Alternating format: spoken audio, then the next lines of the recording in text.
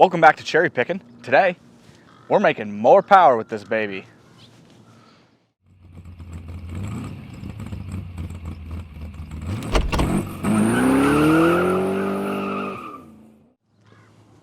That's right. Today, we're gonna go ahead and do something that's very low on our priority list and make more power, or at least start to, on this 1966 Ford Country Sedan wagon. Now, in the last video, you saw us go through the entire brake system, cleaning out the car, as well as starting the gas tank renewal process. And, well, where we left off last is where we left off last. I haven't done anything since then. I haven't put the gas tank back in yet because, well, I gotta clean the sending unit first, and I'd like to get the sending unit back in the tank before I put the tank back in the car. And I don't have all the parts to do that just yet. So, in the meantime, we're gonna ensure that this thing never drives again, at least temporarily, by continuing to do more things that are absolutely unnecessary. Let me show you what I mean. Now currently, as you can see, this car has a 390 with a 2-barrel. If you couldn't tell, that's a Motorcraft 2100 2-barrel. And that is not what this car came with. From the factory, this car actually came with a 4-barrel. It was a 390 4-barrel car, which was kind of neat on its own, except for at some point in its history, either they blew up the motor, the previous owners, either blew up the original motor or decided to change it out for one reason or another, because the motor that's in here is actually a 68 motor with a 68 2-barrel intake with a 2-barrel, most likely either off of that same 68 or up into the 70s. I'm not entirely sure. I haven't tried decoding the carb at all, and I don't see a tag anywhere. But it was switched out for a 68 2-barrel motor, which kind of a bummer on some ways, because a 66 390 would have its own springs for a 4-barrel versus a 2-barrel, but that's okay. Now, this motor, as you can see, doesn't look the greatest. It's pretty ratty looking. It does still have its original 66 valve covers, but they're not in the best shape. So what we're going to do is make this all perfectly nice and running and turn it into not perfectly nice and running.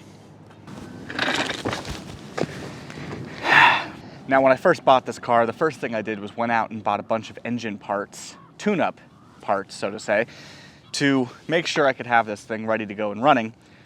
So I bought some things preemptively. Most importantly, a water pump and a fuel pump, because on these old motors, especially on cars that have been sitting for 20, 25, 30 years, the water pumps and the fuel pumps are almost always bad, and most of the time you can't salvage them.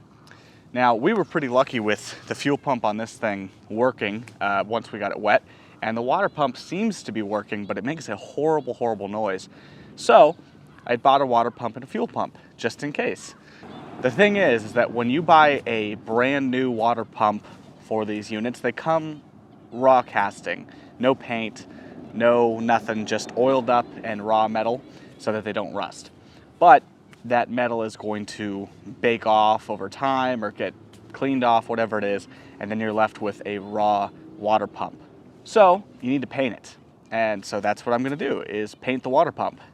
And well, to do the water pump, you have to take off basically all of the front accessories, the alternator, the power steering pump, the whatever there is, the fan, because the water pump on FEs actually has everything bolted to it. Now, because of that, I already knew, well, I've already got to take off all the front accessories. While I'm in there, why don't I just clean it up before I put the water pump on? Since I already have to paint the water pump, I'll just clean up the front of the engine. And I thought, well, while I'm there, why don't I just give it a quick spray job, you know, just a quick restore.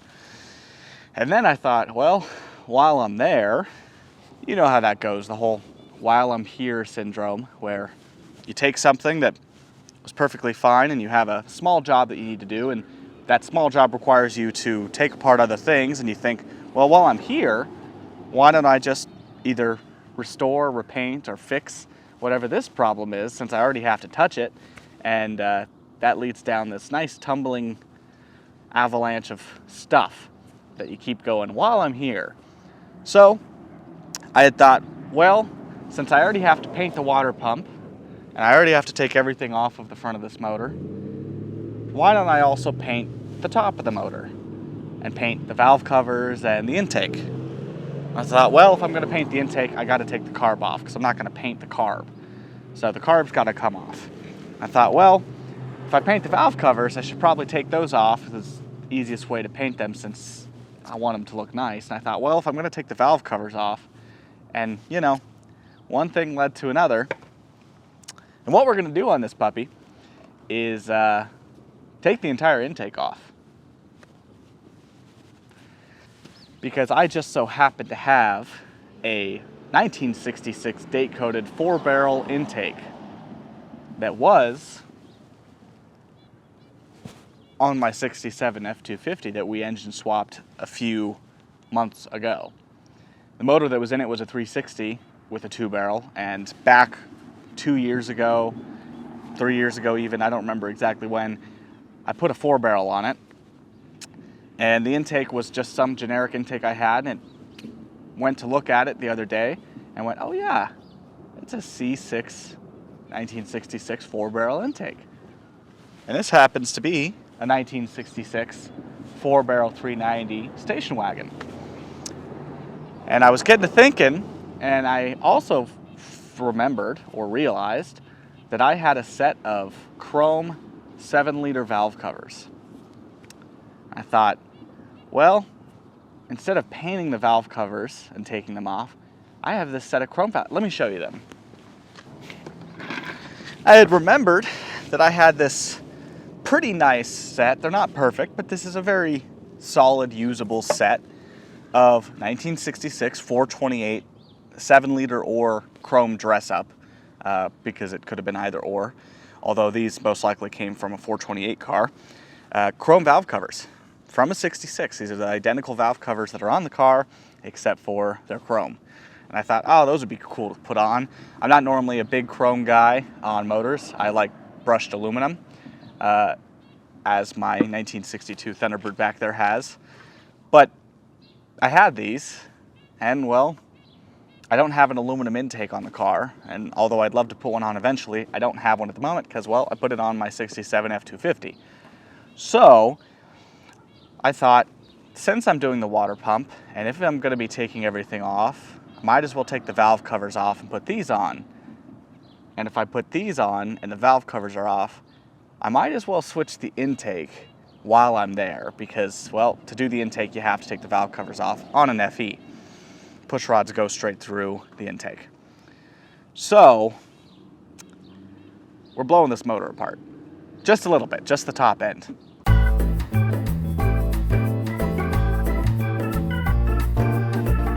We're just gonna take the old valve covers off, put these ones on, take the intake off, do the valve seals since we're there, you know, while we're in there.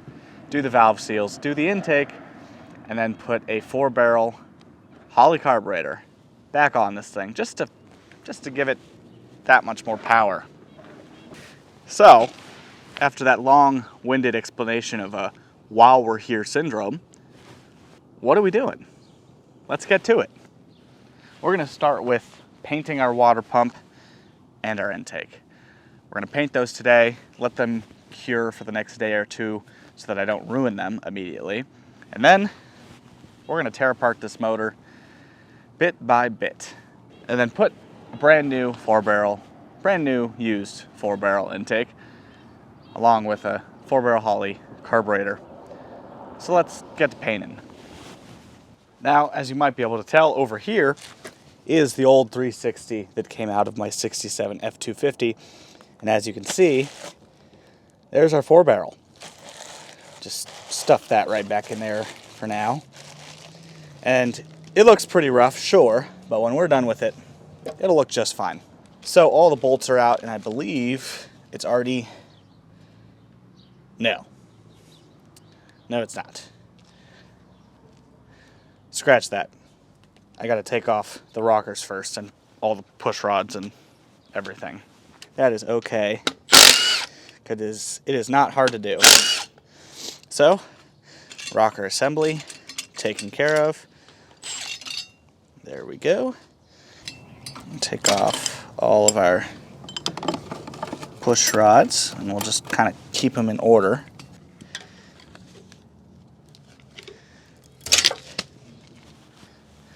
Got it. And of course, these things weigh 85 pounds. So, you know, kind of light. Now, before we even think about painting this thing, we got to get this thing cleaned up. And I don't just mean physically clean, but we have to take off all of our accessories, all of our water tubes and hoses, and all of our PCV valve stuff, as well as our studs, because I do not want them on there. So we're going to go ahead and take all this stuff off, starting with this PCV valve, because we are going to be putting on the correct 66. Let me get a hammer. Correct 66 PCV.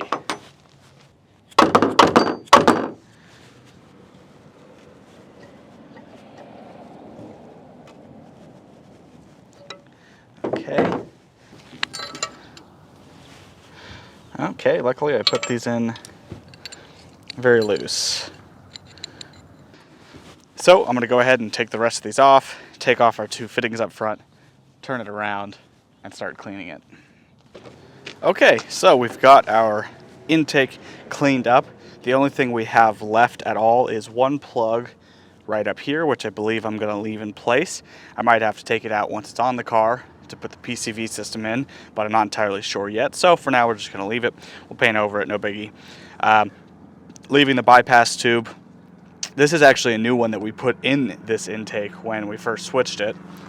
Turn our intake upside down because we need to take off all of our gaskets.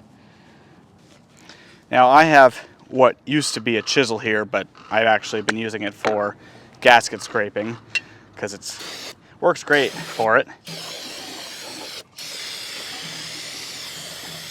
I'm going to go ahead and scrape all this off. Okay, so all of our gasket surfaces are cleaned off. Don't know if you can actually tell or not, but I'm going to go ahead and tip this side up just to dump out all the rust out of there. And we're going to take this thing and flip it around, and we will have to clean it again before we set it in the car. But at least now most of all the gunk is off. So I'm going to go ahead and do the same exact thing across the entire top of this side, because our valve cover gaskets, as you can see, the one that just kind of didn't come off with the rest of the valve cover is right here. So I'm going to go ahead and work on these. I got to do the thermostat front, as well as all the spots where there's pipe dope and other stuff, as well as the top of this car plate, which is in actually very good shape, and hopefully we'll keep it that way. It still has its machined surface. I'm going to do that now. Went ahead, took some soap and water and cleaned this thing out by the hose. Got it much cleaner than it was, and then did another spray on it. Went and took a wire wheel and just kind of cleaned up all the chipping parts. This isn't going to look perfect, but it's good enough for what we got. So I'm going to let that dry for a little bit.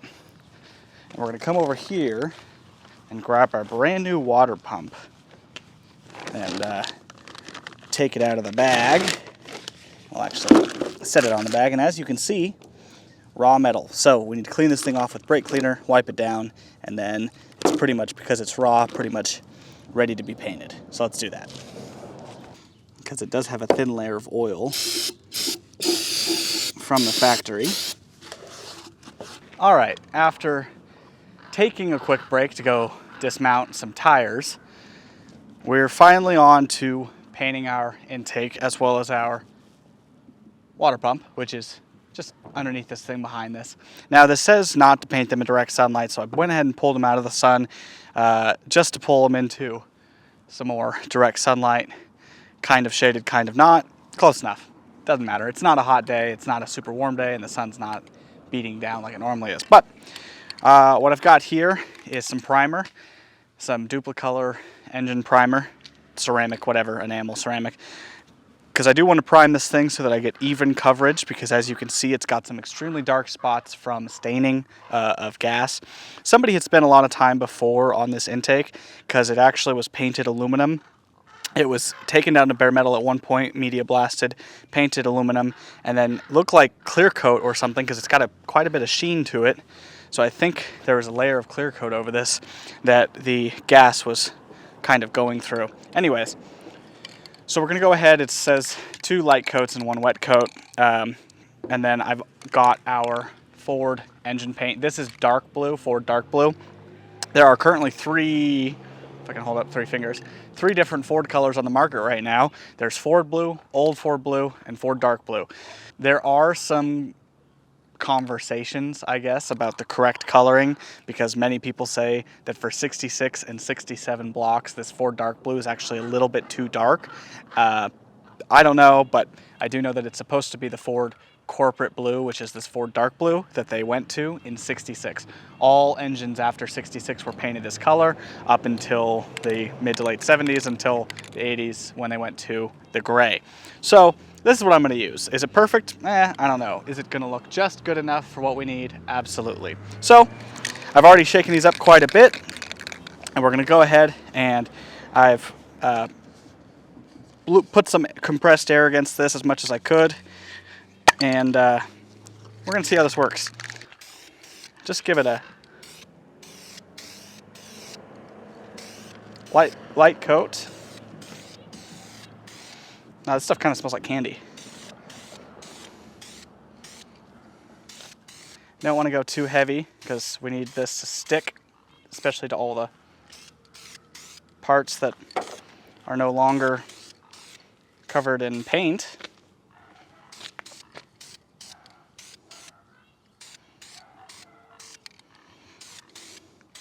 So I'm not trying to make it perfect. This is just the first light coat. Although this stuff actually covers pretty quick. All right, so there's 1 light coat. Actually seemed to cover up pretty well for the most part. So we're gonna do 1 more light coat and then a slight wet coat. And then we have to paint the color pretty much soon after that. So we're just gonna wait a few minutes. In that meantime, I'm gonna paint the water pump and let this thing dry. Okay, so it is painted. It's been a few minutes, and now it's time to lay on the first coat of our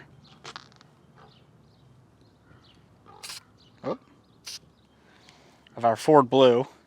I think our can is slightly defective because you press down on it, nothing happens. So you have to press really hard because the pin, for some reason, is way down there. So that'll be fun. Just noticed that now. Anyways, so I think this thing's the same thing. 2 light coats applied by a medium wet coat. So we're just going to do a real light coat. I do not like how this is spraying.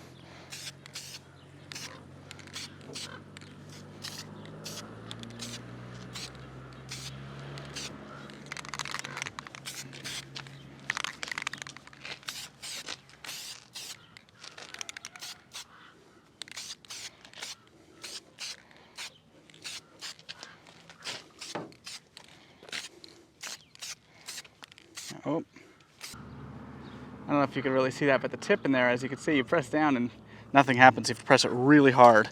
So that'll be interesting to make work, but for now it works. So we're just gonna let this dry a little bit and do the water pump. So we'll see it when it's fully complete. Okay, if you may or may not be able to tell, we've got our intake painted as well as our water pump, although I had to turn the water pump around and just started giving that a coat of primer on the top side. So that'll be another few minutes to match it. But as you can see, it looks pretty good. Is it perfect? Not really. Is it nice? Absolutely. And that's all that I care about. It looks nice. It looks closer to factory than it was. And the whole engine bay is going to pop with these. We can kind of get an idea. Oh yeah, that's going to look real nice. That'll look great especially with the Moroso air cleaner that we have. But for now, we're gonna let this thing dry, we'll get the water pump finished, and then we'll move on to disassembling the entire front off of the car. All right, well, it's the next day, and it's kind of warm outside, but we gotta get moving on this car at least a little bit. So what I gotta do right now, a few things. First thing, gotta get this thing off its jack stands. Now, I left it on because I was under the pretense of telling myself that I was going to leave it up so that it was easier for me to put the gas tank back in. Well, I'm not ready to put the gas tank back in, but I need to move this car in order to get to the next step. So, it's gotta come off the jack stands. No biggie. Second thing is, I'm gonna have to borrow some gas from my truck over there because I don't have any on me and I don't have time or money or anything to go get some more at the moment. So, we're gonna go take some gas from my truck and get this thing fired up so that we can move it over there so that we can clean the engine bay, because we have to clean the engine bay so that I can then take the entire engine bay apart, do my valve seals, put on the new intake, paint the engine bay, or engine itself. Actually, that's the most important part, is the engine, so that I can paint it. So, yeah. Let's go. Okay. Clear the area.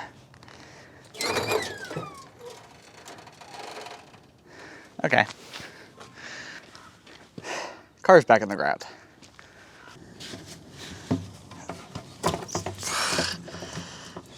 Oops. Oh.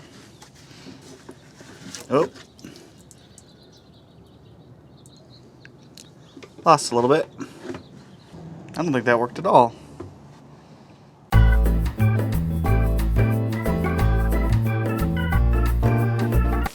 All right, we're back. Got some gas. And now we're gonna go ahead and get this thing started for the first time in probably a few weeks, actually. All just to move it that way about 30 feet to clean it, and then back. Fuel hose here from our fuel pump and stuff it in our gas tank. I was hoping to have a regular gas tank finished by now, but I have to get some parts to rebuild the sending unit since you can't buy them. So for now, this is what we got.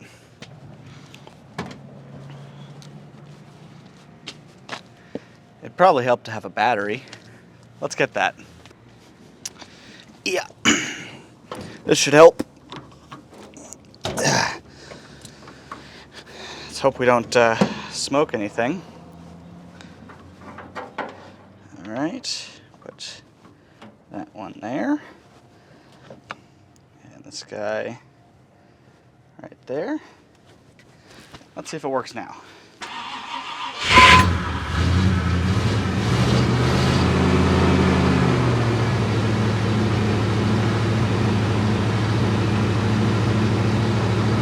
And this is going to be the first time we drive it with its new brakes, so hopefully they work.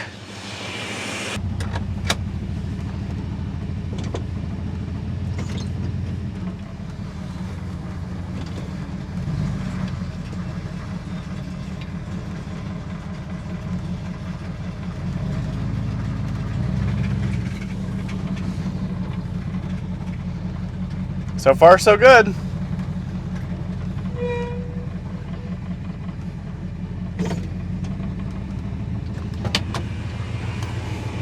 Well, all the brakes seem to work. Probably still have to adjust them a little bit, but they work and it stops without even a problem. I do have a seatbelt dragging, which I kind of forgot about, but we're gonna let it idle for a few minutes, just get warm, because, well, I want it to be able to start back up once we clean it. So we'll let it idle up a little bit, and we'll see it when we're cleaning it. Now, our focus here is less about the top of the motor, because we're going to be changing basically everything here on top. The intake, the carb, the valve covers, the distributor is going to get changed. So I'm less worried about getting the top super clean. I do want it clean to work on, but I'm really focused on the stuff down here on the engine block that has built up grime and grease over the past, 40, 50 years, however long this motor's been in here. So I'm going to focus on the engine block and all the surrounding things and the power steering pump and stuff like that. And I'm going to go ahead and I have a brush here that I can agitate with, as well as a scraper, because I'm going to go in here and try to scrape off a majority, just like this, of the grease and the grime, so that the engine degreaser has a better chance at getting the other stuff. And we're going to go ahead and just cover our carb up. The distributor butt.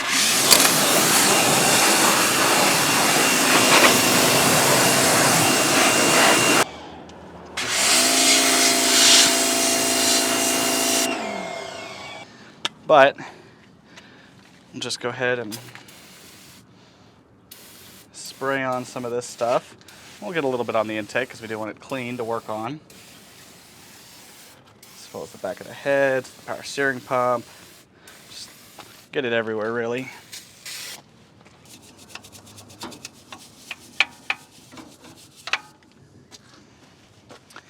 Well, this might take a while, so I'm going to sit here and do this for the next, I don't know, hour and a half probably. So let's throw up a time lapse.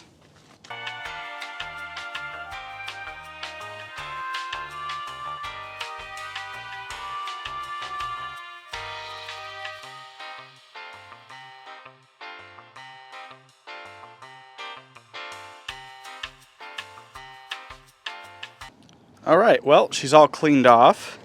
I don't know if you can really tell, but you can kind of see on the timing cover right there that she's pretty clean. Is she perfect? No, but she is a heck of a lot better, and at least we'll have clean garbage to work on, because you can't have dirty garbage. So, put the battery back in, put our gas tank back in. Let's see if this thing will start back up, considering it's still full of water. So let's see how it does. Went ahead and cleaned the car off a little bit too, because it's been sitting for so long without being washed. So cleaned off my windshield and the hood and whatnot. So let's see, will it start up?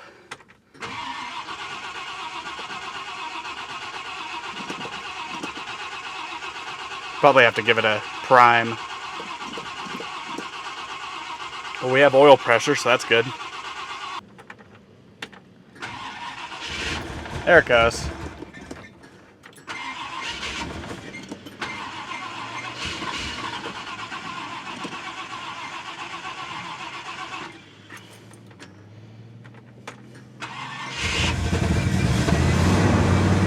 There it goes.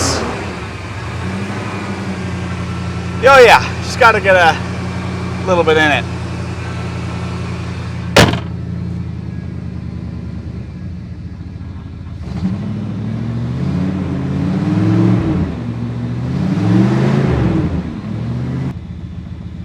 All right, let's take it back.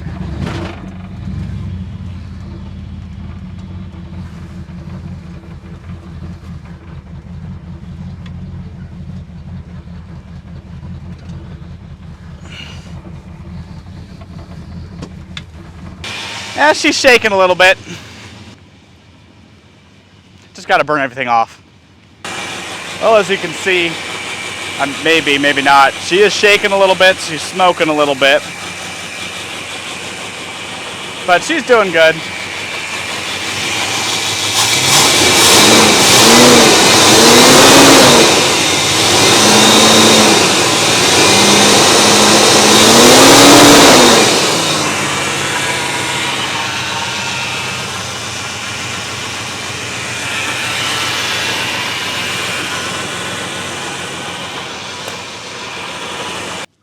Well, she's smoking a little bit. She actually ended up shutting off on her own.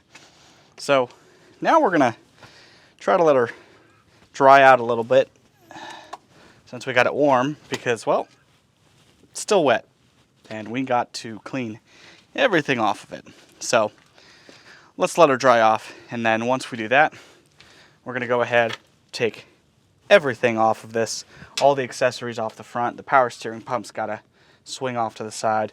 The fan, probably leave the radiator, but all of the pieces on the front here have to come off in some way or another. Okay, so I think my GoPro died on me, either from heat, battery, multiple things. But as you can see, we've got basically all of our front accessories minus the fuel pump torn down. Now at this point in time, I would pretty much be finishing up taking off all of the top side stuff and then taking off our valve covers and then proceeding to take off our intake. However, at this specific point in time, I'm actually going to go ahead and clean as much as I can while I'm here. It's probably hard for you to see, but the timing cover and everything down here, it is just nasty. So I'm going to take a little bit of time, just a few minutes, and take some gasoline in our little squirt bottle and a brush and try to clean this block further. Okay, so I've got it pretty well cleaned up. It's not perfect. I don't even know if you can tell a difference or not, but it's definitely better than it was, and I may actually clean more of it later. The timing cover itself, either the front seal or the oil pan seal or something, has given away, and that's why there's so much oil buildup on this motor, because there is a ton at the bottom. But we're going to move on because I want to get this intake off so that we can see what we're working with, because we still have never opened this motor up. Oh boy, this is going to be fun.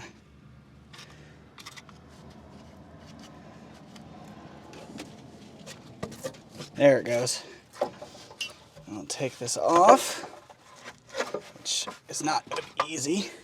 Oh, and look at that. It actually doesn't look terrible. The inside of the valve cover is not terrible. It's got a little bit of starting to build up some sludge.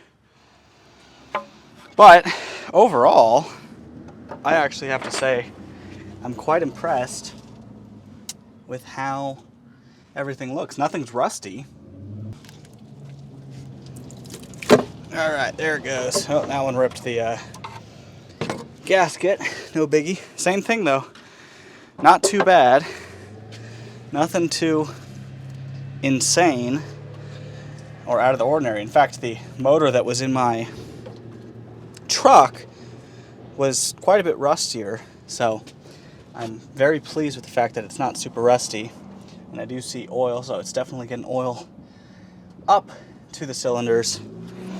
But the last and most important thing to do is actually on the valley. That's going to be where we notice a huge difference on and give a kind of an understanding on the life of this motor.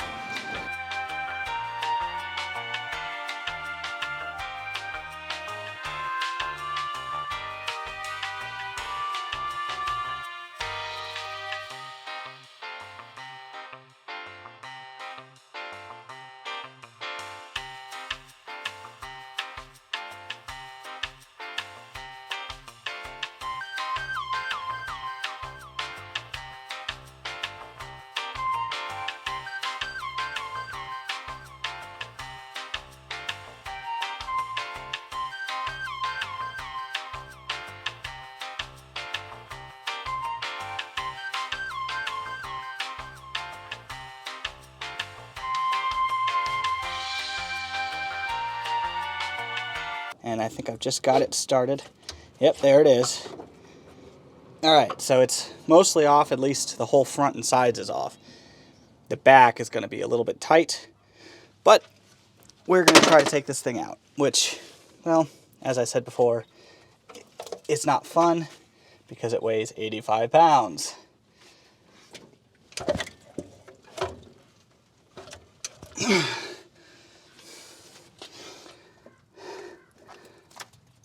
You also want to make sure to do this when the ground is wet so your feet just slip out from under you when you try to lift up on it.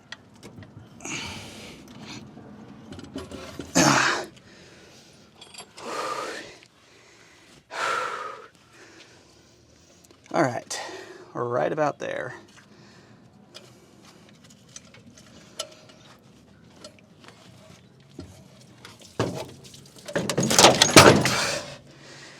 Yep, just drop it like that. Make sure to hit everything on your way down. But now we've got a good look at our valley, which this pan is kind of a pain to get out with the heads there. So we might actually not get it out because the head gaskets are normally in the, yeah, we're just gonna leave it. It's fine. We can see in there and it doesn't look insane. Overall, this is a success. At least as close as we can get to one. Now the fun part is I get to go around to things like this and clean up all of these gaskets that they just dumped full bottles of RTV down, and clean up this entire situation. And then we get to do the valve stem seals, which I can't even see. I am just gonna assume, well, actually no, I do see a bunch of them, and they're just not sitting down all the way. Now I'm gonna take a break, and the next thing you see is either gonna be me doing the valve stem seals or me painting the front of the block. Either or, both have to happen, both will happen pretty much right now.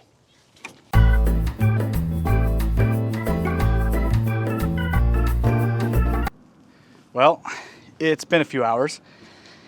As you can see, I haven't really done very much more, I don't think, since the last time you saw it. I did take off our bracket off our power steering pump and cleaned this up a little bit and cleaned up some of the gasket surfaces, not all of them, but ran into, well, a different issue.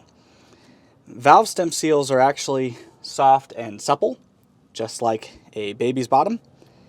So they're totally fine.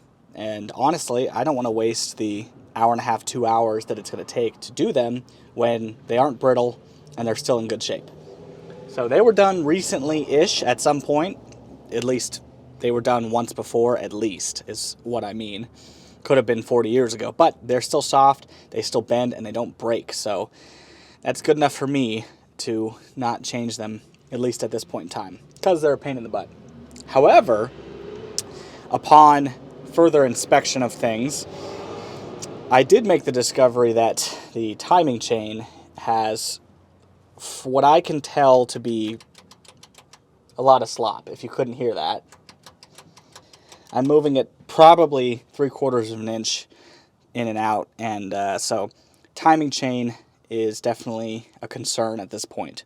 So we're going to take the timing cover off, and I guess this will actually get us to be able to clean this timing cover better and paint it so that it looks nicer.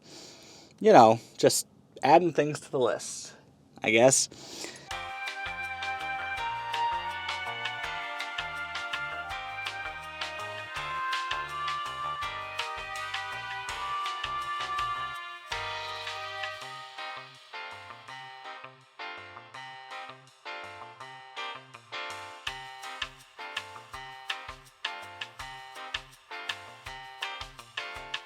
Set that there.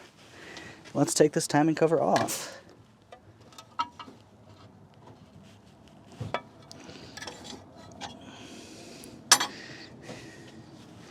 Oh yeah, I am so glad that I decided to do this, because if you can't tell, that is